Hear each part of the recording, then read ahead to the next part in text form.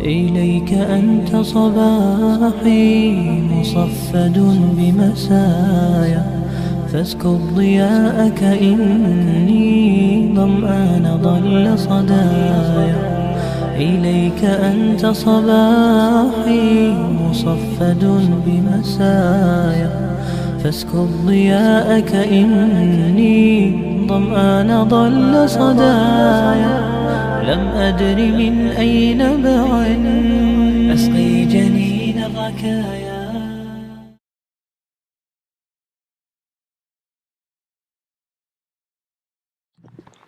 Assalamu alaikum. I would say the second week I reconverted. So this is all fresh to me, but at the same time, I came from Christianity. And I personally believe that this has fulfilled my faith as a Christian because I am a woman of knowledge. I love to seek. I love to study. This was nothing that someone has made me do. I did have a little push by a really close friend, but it was because I was scared. I was scared of the change, right? So I wanted to say first that I thank you all for being here. I'm thankful that I'm here. But to hear now, even having the hijab, and it was like the day after I kind of put it on, and I've had a lot of stares, and I'm Latin. So being Latin, it's kind of like I'm the first one of my family. So a lot of people they're disturbed, they're being judgmental, and they're hurting me, but at the same time, I'm trying to be strong. And I was coming to my question of how do I know what I believe in, and I took it as a choice for me to cover myself because truth be told, I feel safer this way. When I didn't have it, I had men look at me and say nasty things to the point that they've even touched me passing by. And it's kind of scary because my son is even the same way, that now in kids at school, they're like hollering at girls and like, hey, whatever, and saying these things. And I said, what if she had a covering on? Would you do the same thing? And he said no. And I was like, why? Because I would respect her. So that is why mommy wears a hijab now. Because now you see that there is power in it. When you're not covered, it's like you're naked. And when you're covered, you feel safe.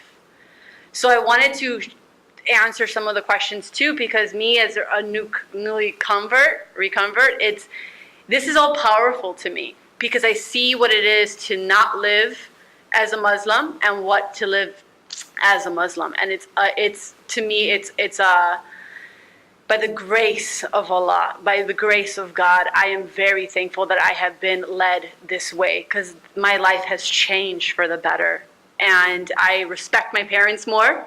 I am respecting my body more. And I am seeking the ummah, I'm seeking the women, and they are so kind. And I know there's a lot of misconceptions of Islam, and it's hard to be able to answer this even without being offended, because they're looking at me like, do you know that, Muslims kill Christians? And that's that, like, truth be told, that's what a lot of people are thinking. You know that what's going on in the Middle East? Yeah, I do know, but that is not what represents Islam. And if you do, thank you. So if you do your homework, right? Instead of having the media feed you and having everybody else have the misconceptions, even reading the Quran before I even came to the Quran, I was like, yeah, okay, they're going to say this, they're going to say that. And as I read it, I'm literally having all of these things of what I've been put in my head while I read it, instead of having an open mind and saying, what do these people believe in? And when you actually see the history, we honor and we are worshiping the God of Abraham, peace be upon him. And this is the same God of the Bible. So if you are interested, I invite you guys to learn on your own and take out all of the misconceptions out of your mind and just ask God for guidance, because this is your eternal. My sister, which this is a very interesting story. My sister, she's getting married this summer, and her husband, her fiance, is from Iraq. And for the sake of time, I'll hurry up. But he's from Iraq, and he fled from ISIS. He's a Christian. So seeing this, what do you think he feels? Right? So I understand. But having my family be Catholic, right? Because they were Catholic. I surrendered to God when I was 17. And to surrender to anything else, I surrendered to God. And when I started going into it, I started searching out. I went into Christianity because I said that's what I know, right? But I just wasn't fulfilled there. I had a lot of more questions. I was a knowledge seeker. It was just not clicking to me. Why we were not practicing the way that the Bible said. Why are we not taking the reverence to God? And then I abandoned it altogether. So they all knew that I was in the search for God. So they knew me as a person that I was a knowledge seeker. But they're looking at it like, oh, well, someone put this in your head, and why do you have to make your life so complicated? They're all, especially my dad, and I am a daddy's girl. So I'm sitting here telling my dad, honestly, this is my choice, and this is fulfilling my faith. And he's trying to make jokes about it. He's saying, he's like, soon enough you're going to look like this. And, just make sure you don't blow up things. It's just literally from the media of what he's coming attacking me with. But he's doing it in fun and love because he doesn't want to push me away, But I have to be open as a Muslim. I have to be open and say, Dad, if you have any questions, come to me. Right? We can't sit here and say, well, you're just this or just that. You have to ask. If you don't ask, you don't know. So when people have all these misconceptions, I'm looking at it like, here's the mirror. Are you happy with this, of what you're showing me? Because I am being loving as a Muslim. I am even more loving. I'm honoring my family. And today, my sister is at my house with her in-laws and my children and my family, and I'm not allowed to be there because I have this scarf. And that's the truth. And I decided to leave because I didn't want to make my sister uncomfortable. She kicked me out of her wedding. And that was the maid of honor. But because of what I believe. So it has impacted this country so much of what the media has sent that people don't go to the neighbors and say, what are you guys about? Let's be real. Hey, and I know that people are not like that. I am like that, but I know other people are not. So like I said, I appreciate you guys trying to figure out what are your neighbors like, maybe why did your children, convert or whatever the case is. But it's the knowledge. I mean, even in the Bible, it says his people are destroyed by the lack of knowledge. Mm-hmm. So you are to study. That is your obligation on this earth. It is a trial. So by my family, to answer your question, my family, they kind of look at this like this scarf. Why is this doing so much damage? There is power in the scarf. There is power here.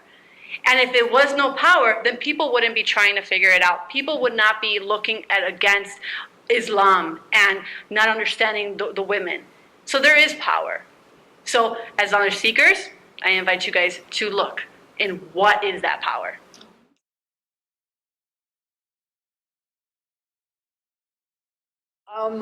I find nothing but warmth and friendship, and very easy to understand and explain our questions, which we know we have a lot of, and I'm very pleased to see more people here, because I think it's really important that we, different than you, learn about your culture and what you're about. And I think what this gentleman was saying, I understand what he's saying, and I don't know what you do about that. You just deal with it. But it's just, I really appreciate your kindness. My name is Kathy Schmidt. I live in Glendale Heights. I've been curious about the mosque down the street from me.